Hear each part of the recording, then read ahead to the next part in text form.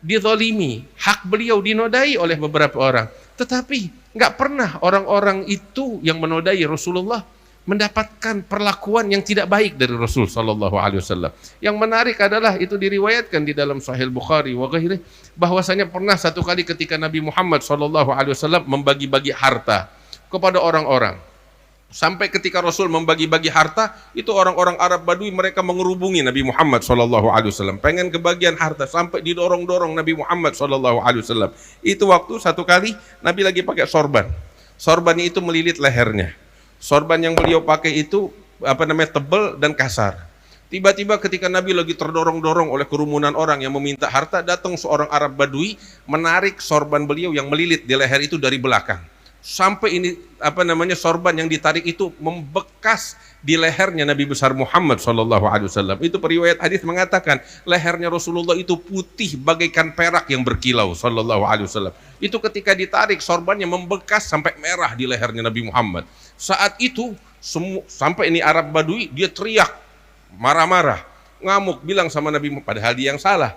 Dia ngamuk, dia bilang kepada Nabi Muhammad dengan suara lantangnya, "Ya Muhammad, a'tini min malillahi alladhi indak." Kasih saya harta yang ada di harta Allah yang ada di tanganmu itu. Saya enggak minta dari hartamu, yang saya minta dari hartanya Tuhan.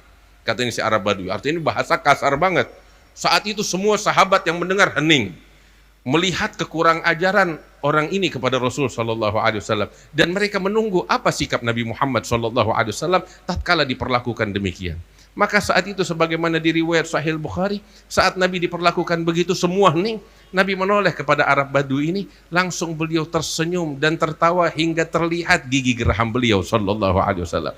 Enggak marah sama sekali, hingga beliau bilang kepada Abu Rafi atau seseorang yang memegang harta beliau, berikan orang ini harta yang dia mau. Sampai ini orang pulang, dia tertawa bahagia mendapatkan pemberian Rasulullah, karena yu'ti ata man la yakhshal fagar. Ketika memberi, Nabi enggak takut miskin. Pemberian orang yang enggak takut miskin diberi, sampai ini orang pulang ke kampungnya dengan kebahagiaan yang luar biasa karena diberikan oleh Nabi besar Muhammad sallallahu alaihi wasallam.